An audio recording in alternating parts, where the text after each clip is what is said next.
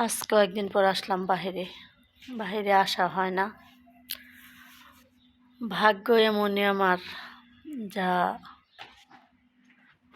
নিজেকে নিজে একবার হয়তো মনে হয় যে আল্লাহ এত কষ্ট দিলেন, একটু কি সুখের ছায়া কখনো পাবো না। জীবনে বড় কষ্ট ভুল হয়েছে যে একটা গরিব বাবা মার ঘরে আল্লাহ আমাদের দিছেন।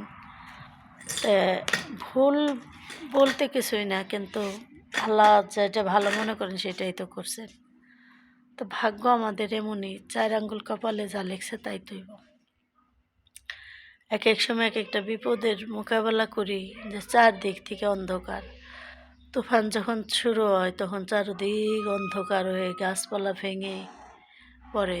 তো এরকম মানুষের জীবনও যখন কষ্ট, অভাব, অনটন চারদিক থেকে আসে, ওই তারও আল্লাহ সহ্য করার তৌফিকটা দেওয়ার মতো ভাণ্ডটা আল্লাহ জানিয়ে রাখে।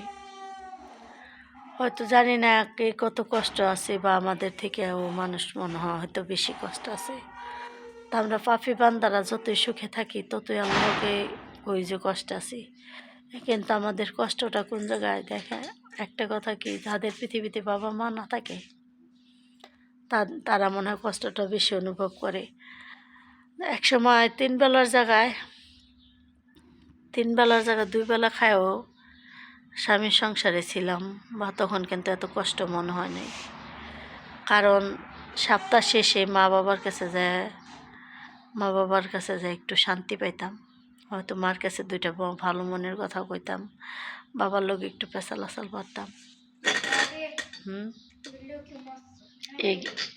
এগে দেখে গে তা ওই সময়কে কষ্ট তো ভালো মনে হয় নাই। কারণ ওই সময়কে মনে হয়েছে আমার বাবা বেঁচে আছে, আমাদের কোনো কষ্ট নাই।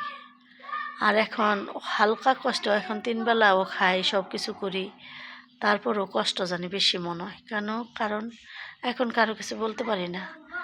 ভাইরা আছে, পুয়াই বউরা আছে, তাদের কাছে বললে তারা কাটা গায়ে যেভাবে লেবুর ছিটা দেয় ওই রকম দেবে।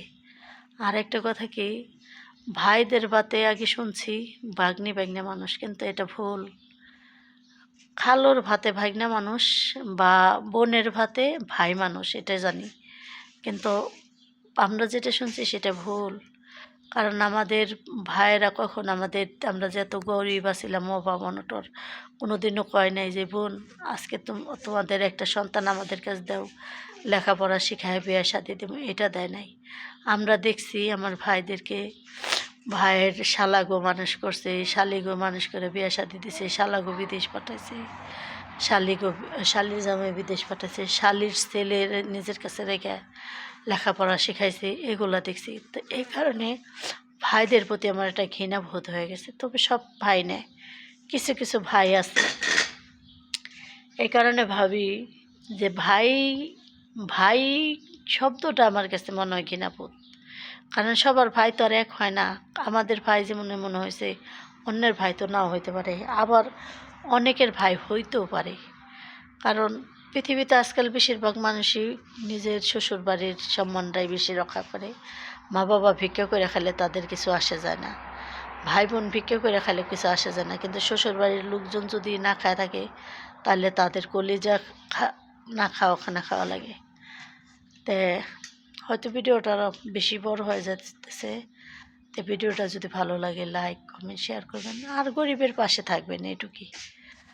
সাবস্ক্রাইব করবেন নতুন হলে। আল্লাহ হাফেজ, আসসালামু আলাইকুম, ভালো থাকবেন।